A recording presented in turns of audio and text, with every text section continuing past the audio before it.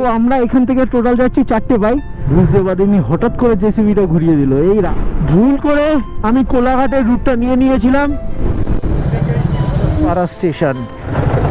ও কাকা, আর মাত্র 6 কিলোমিটার গেলেই তারকেশ্বর। এই দিক দিয়ে পিকনিক তো করা হবেই। আমার পিছনে দেখতে পাচ্ছ এখানে 30 কিলোমিটার রোড, মানে ভালো রোড, রাস্তার মাঝখানে ইট দেওয়া। একদম বাদিক দিয়ে যদি বাইকাররা আসে তো অসুবিধা হবে না। পরে শুরু হচ্ছে জয়পুর যে কৃষক বাজার আছে, ওখান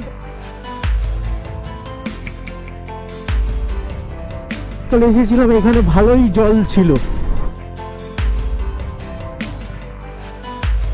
তো বন্ধুরা, এই হচ্ছে আমাদের চিকেন।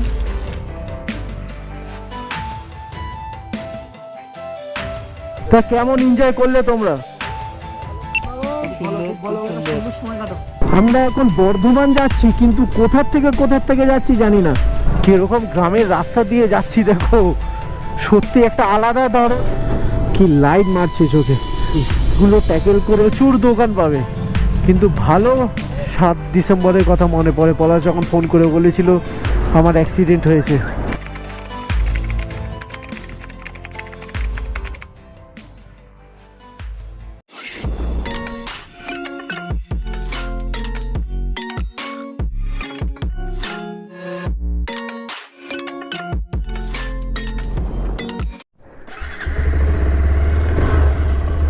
গুড মর্নিং বন্ধুরা, good morning from Miles breaker Bangla.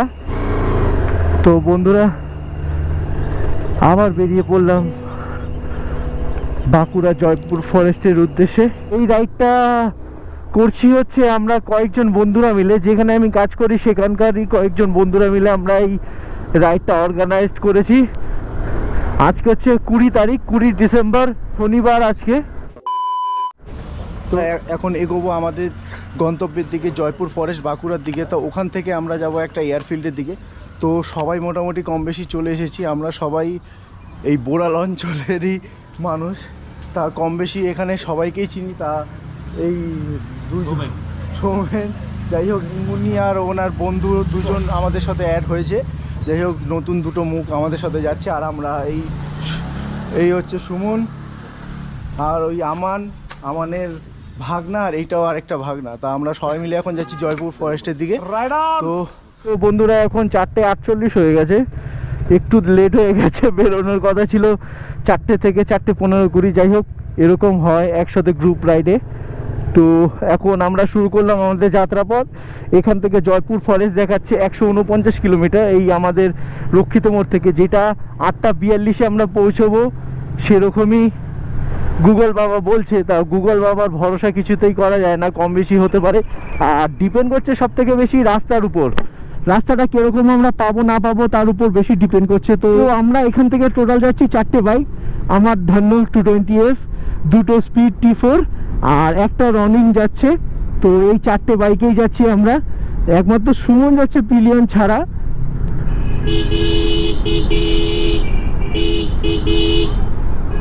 বোধহয় কোথাও ঘুরতে যাচ্ছে, বোধহয় 2-3টে বাসে করে লোকজন প্রচুর। এই ঘোরার নাম শুনলে না দারুণ মজা হয়। আমরা এখন সবাই মিলে যাচ্ছি, কোথায় কি স্টপ দেবো কি দেবো না জানি না, আমি পরে আপডেটে তোমাদের সাথে আমি শেয়ার করে দেবো। আর আমরা এখান থেকে কিছু বাসনপত্র আর চিকেন রান্না করার সরঞ্জাম এখান থেকে জোগাড় করে নিয়ে যাচ্ছি। সেটা আমরা ওই এয়ারফিল্ড যেখানটা আছে সেখানে গিয়ে চিকেন করব, আর সম্ভবত মুড়ি দিয়ে খাওয়া হবে, কারণ ভাতের ঝামেলাটা আমরা ওখানটায় যেতে চাইছিলাম না।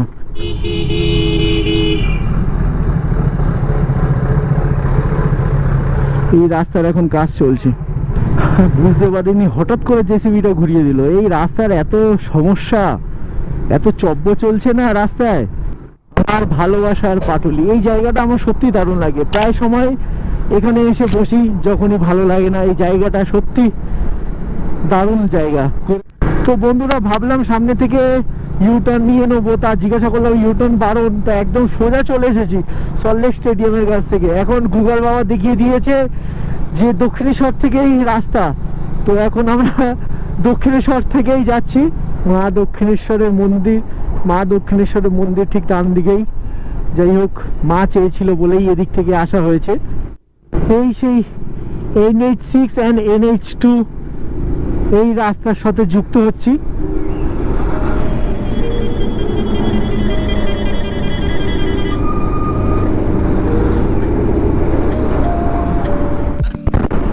ভুল করে আমি কোলাঘাটের রুটটা নিয়ে নিয়েছিলাম, তো এখন আবার সেই ওল্ড দিল্লি রোডটা ধরবো। চারিদিকে কুয়াশা দেখো, এখন মনে হচ্ছে আরো বেশি ঠান্ডা লাগছে। সেই চলে আসলাম ডানকুনি টোল গেট, অনেক দিন পর এসেছি সত্যি। ও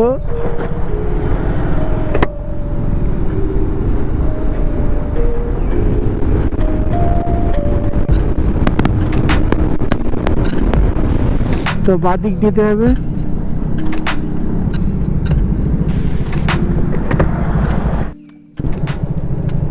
এই আমরা এখন বারুইপাড়া হয়ে ঢুকছি। এখান থেকে 101 কিলোমিটার।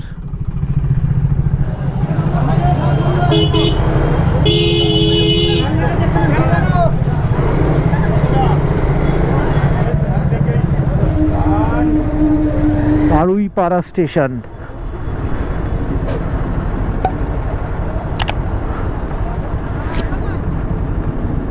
ওই যে হচ্ছে বারুইপাড়া স্টেশন। এই বারুইপাড়া রেল ক্রসিং করতে গিয়ে 15 মিনিট টাইম লেগে গেল, তার মধ্যে এই বাজারের ভিড়।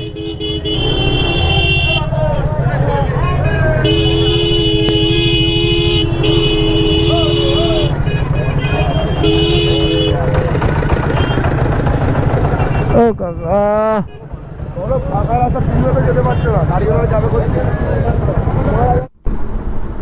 এখন আমরা ডান দিক নেব আরামবাগের দিকে। ডান দিকের রাস্তাটা হচ্ছে আরামবাগ।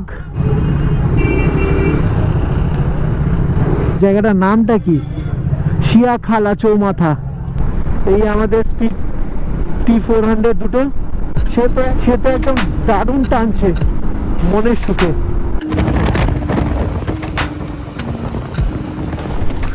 এই দেখতে পাচ্ছ তারকেশ্বর ডান দিকে, চাপাডাঙ্গা কলেজ বাদিকে, আর সোজা হচ্ছে আরামবাগ এই দিকেই তারকেশ্বর। আর মাত্র 6 কিলোমিটার গেলেই তারকেশ্বর এই দিক দিয়েই। তো বন্ধুরা, এখন টাইম হচ্ছে 7:25। এখন আমি আছি সোদপুর বাজার, হুগলিতে। তো আমরা 3টে বাইক যারা আমাদের বন্ধু, তারা আমরা একসাথে যাচ্ছিলাম।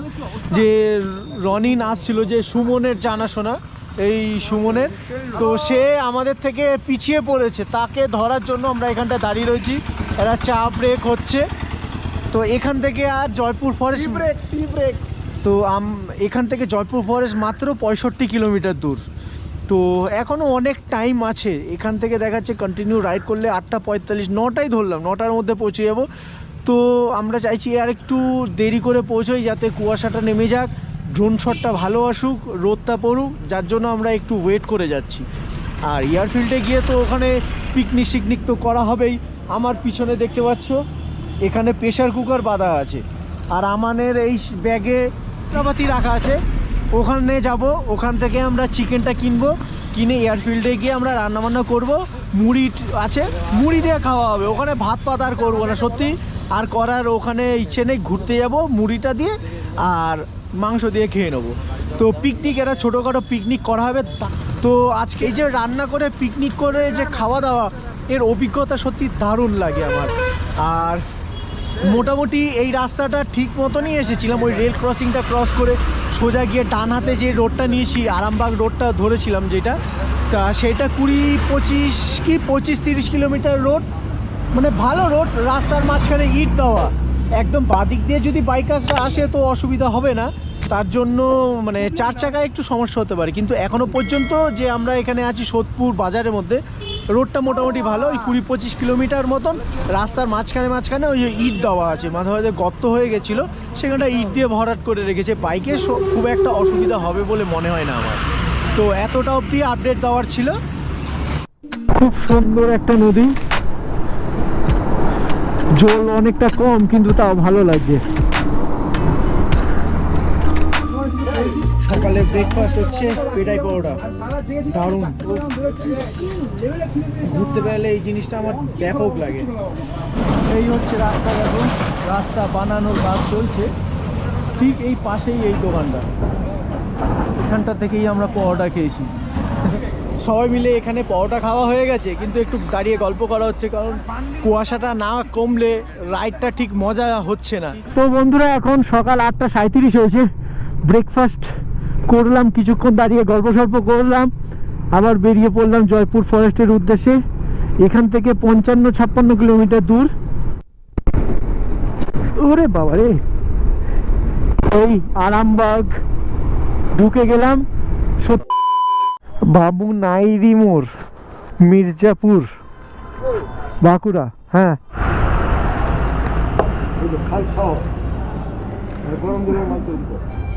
আরে তুমি কাটো, মাল কাটো, মানে এইটা রাখো, অন্য মাল কাটো। তো বন্ধুরা এখন সকাল 10টা বেজে গেছে, এখান থেকে চিকেনটা কিনে নেওয়া হয়ে গেছে। এই বাঁদিকে কিছুটা গেলে এখানে অনেক পুরনো মন্দির দেখতে পাওয়া যায়। ওই গলিটার মধ্যে অনেক অজানা মন্দিরের গল্প আছে, যেগুলো সত্যি অসাধারণ গল্প। আর বন্ধুরা, যেই বনেদি বাড়িতে দুর্গাপুজোটা হয় অনেক বছরের বেশি, সেই বাড়িটার ভিডিও লিংক আমি ডেসক্রিপশনে দিয়ে দেবো, একবার চেক আউট করে দেখতে পারো। সত্যি অনেক বছরের পুরনো ওই মন্দির প্লাস বাড়ির পুজো। এই চলে এসেছি জয়পুর বাঁকুড়া ফরেস্টটা। এই জায়গাটা একটু ক্রস করলেই ফরেস্টটা দেখতে পারবো, আর কিছুটা দূর। বাড়ি থেকে এখনো পর্যন্ত 149.1 কিলোমিটার চলেছে গাড়ি। কৃষক বাজার, এখানে আলুর গোডাউনও আছে। তো সত্যি বন্ধুরা, আমরা জয়পুর ফরেস্টের সামনে চলে এসেছি। এই জয়পুর ফরেস্ট শুরু হচ্ছে, জয়পুর যে কৃষক বাজার আছে ওখান থেকে শুরু হচ্ছে জয়পুর ফরেস্ট। এই আমার ডান দিকটাই দেখতে পাচ্ছ। আর এই হচ্ছে বনলতা হোটেল অ্যান্ড রিসর্ট, সব থেকে নাম করা। এইটাই হচ্ছে বনলতা হোটেল অ্যান্ড রিসর্ট।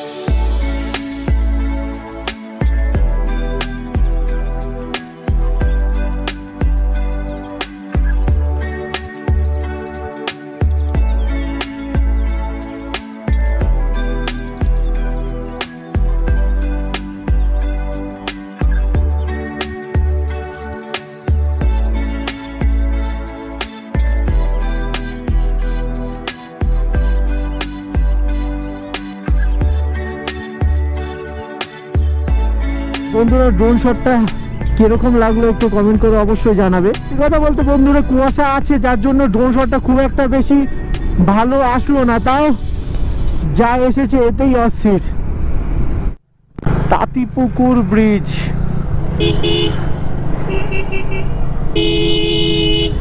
এইখানটা জল পড়তো। এখান থেকে এয়ারফিল্ডটা যাওয়া যায় তো, ওই যে এয়ারফিল্ডটা এখান থেকে যাওয়া যায় তো। ও ঘুরে আসুক। এই আগের বার ঠিক এখান থেকেই আমরা গেছিলাম এয়ারফিল্ডটা, কিছুটা যেতে হবে, প্রায় 4-5 কিলোমিটার দূর এখান থেকে সম্ভবত, আমি ঠিক বলতে পারছি না। তা বাড়ি থেকে এখানে পর্যন্ত পেতিলে 149 কিলোমিটার।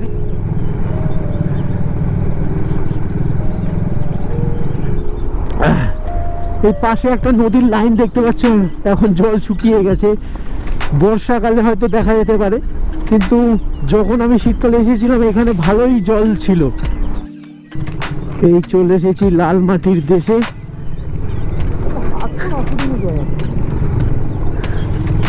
হ্যাঁ,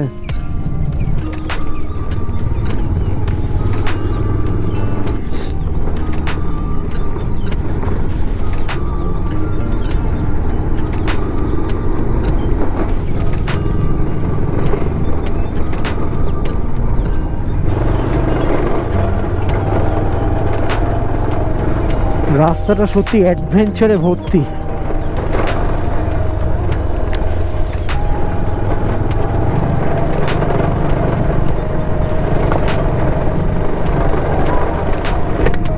তো গাইস এবার শুরু হয়ে গেল এয়ারফিল্ডের রাস্তা। এইটাই হচ্ছে এয়ারফিল্ড ঢোকার রাস্তা।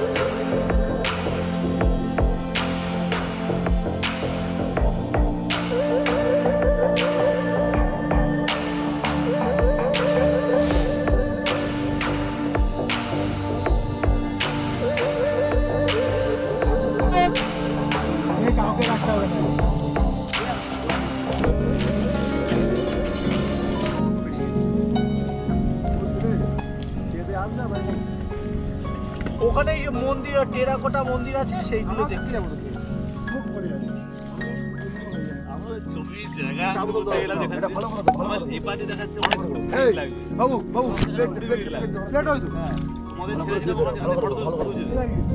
আরেকজন, এক দুজন ধর এখানটায়।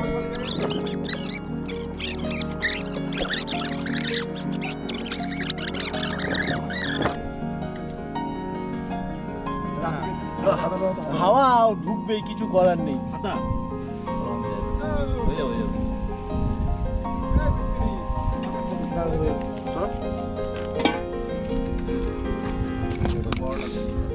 এইটা মানে তো বন্ধুরা, রান্না এখন শুরু হয়ে গেছে। এখন বাজে 12:13। তো দেখা যাক কতক্ষণের মধ্যে মাংসটা কমপ্লিট হয়। তো এ বলছে নাকি এই বিউটেন সিলিন্ডারে রান্না হবে না, আধা কাছে যদি থেকে যায়।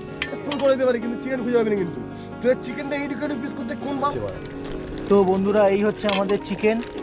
দেখো দেখতে কি এরকম লাগছে একটু বলো। তো আপাতত এই তিনজনই আপাতত এই 3টে বাইকে এখানে উপস্থিত আছে। আরেকটা যে রনিন নিয়ে এসেছিল, তারা দুজন খেতে গেছে। আগের থেকে বললে তা একটু আমরা অ্যাডজাস্ট করে নিতে পারতাম, কিন্তু এই যা জিনিস আছে এর মধ্যে বেশি লোকের রান্নাবান্না করা যাবে না। তার মধ্যে দেখো চিকেনটা একদম গলে গেছে। চিকেনের মাংসের দোকানে বলেছিলাম যে পিসগুলো একটু বড় বড় করে দিতে, কিন্তু পিসগুলো অনেক ছোট ছোট করে দিয়েছে। যাই হোক, এটা হালিমের মতন অবস্থা হয়ে রয়েছে। এখন এখান থেকে খাওয়া দাওয়ার করার পর কিছুক্ষণ রেস্ট নেবো, তারপরে বেরোবো। তো এখান থেকে আমরা শক্তিগড় হয়ে ডানকুনি হয়ে তারপর বাড়ি ফেরত যাব।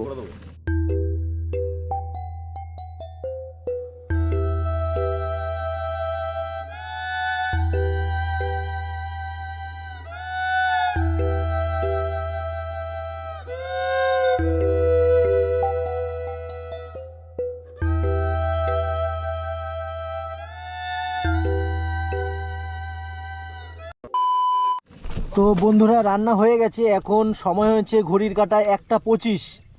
বাঁকুড়ার টানটা থাকবে না, তুমি তো আর পশ্চিমবঙ্গ। মুড়ি চিকেনটা গলে গেছে, দেখেই বুঝতে পারছো। মাংস কিনেছে আমাদের। তো গাইস, ফাইনালি এখন লাঞ্চ করতে বসেছি হালিম নিয়ে আর মুড়ি নিয়ে। যাই হোক, দারুণ একটা স্মেল বেরোচ্ছে। এখন লাঞ্চ করব, তারপরে একটু রেস্ট নেবো, তারপরে তোমাদের সাথে আবার দেখা হবে। তো এখন ক্যামেরাটা একটু বন্ধ রাখছি। 1 hour later.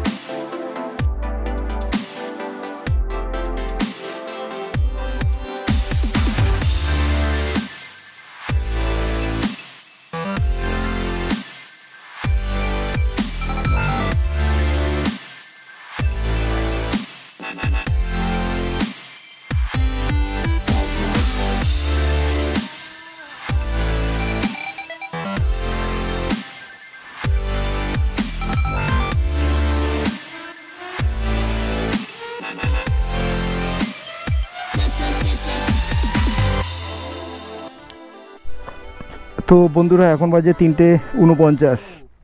আজকের মতন পিকনিক ওয়ান ডে ট্যুর এখানেই শেষ হলো। আবার নেক্সট কোথায় কি প্রোগ্রাম হবে এদের সাথে সে পরে আলোচনা হবে। সত্যি আজকে দারুণ এনজয় করলাম। তা কেমন এনজয় করলে তোমরা?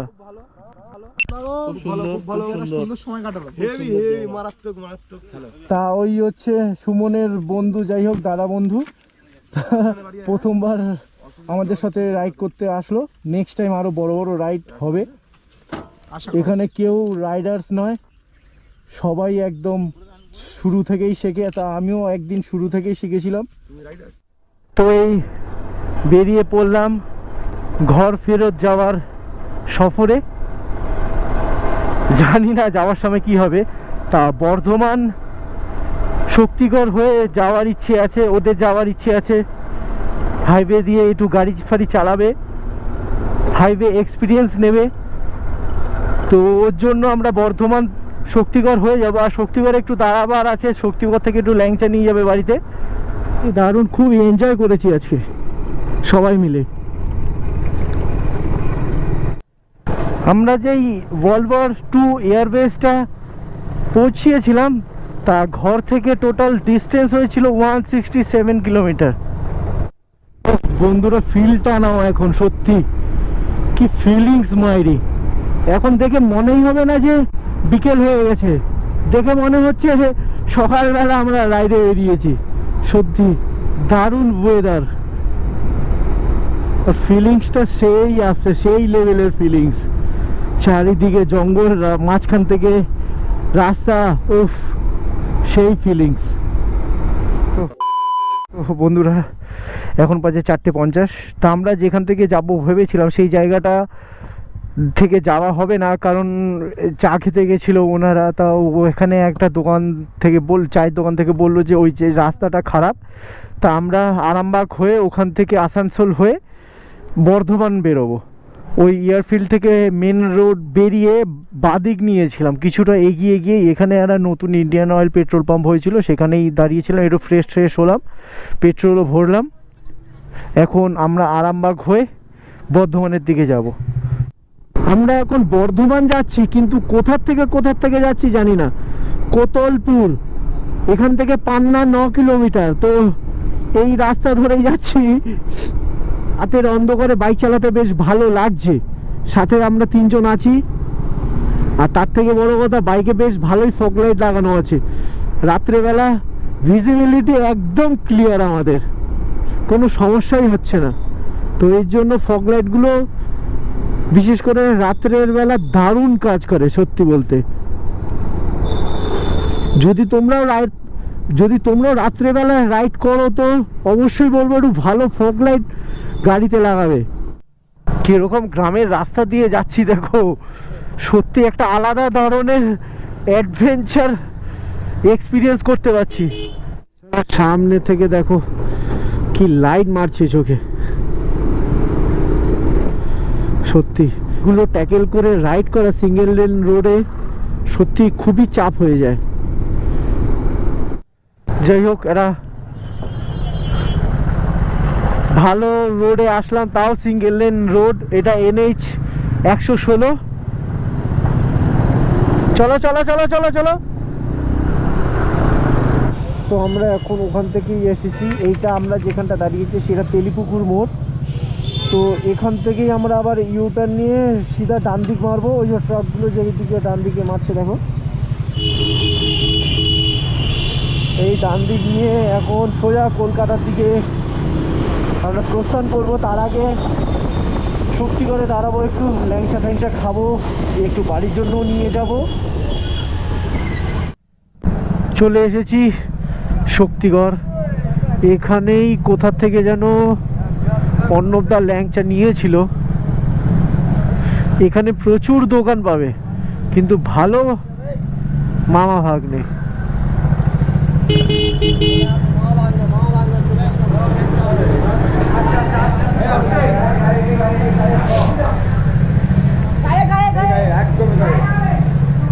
কোথায়?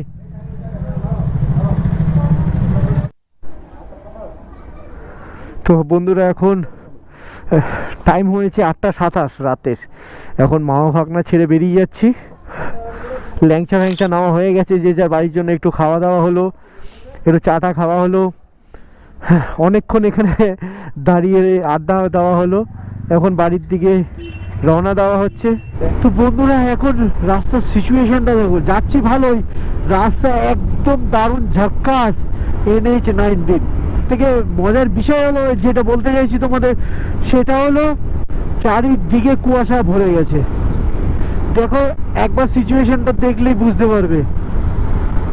তো বন্ধুরা ফাইনালি ডানকুনি টোল গেট চলে এসেছি।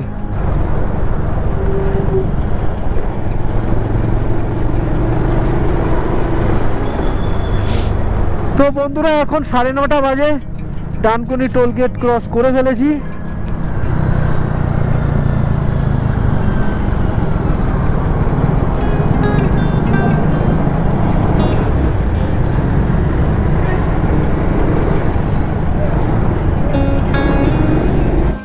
তো বন্ধুরা ওই হচ্ছে সাঁতরাগাছি জংশন। সেই 7 ডিসেম্বরের কথা মনে পড়ে, পলাশ যখন ফোন করে বলেছিল আমার অ্যাক্সিডেন্ট হয়েছে। এখন বাজে হচ্ছে 9:52, মানে প্রায় 10টা বাজতে গেল। বন্ধুরা ফাইনালি এই টোল ট্যাক্স ক্রস করছি। মানে এই টোল ট্যাক্সটা ক্রস করলেই মনে হচ্ছে যে আমি বাড়ির দিকে চলে এসেছি।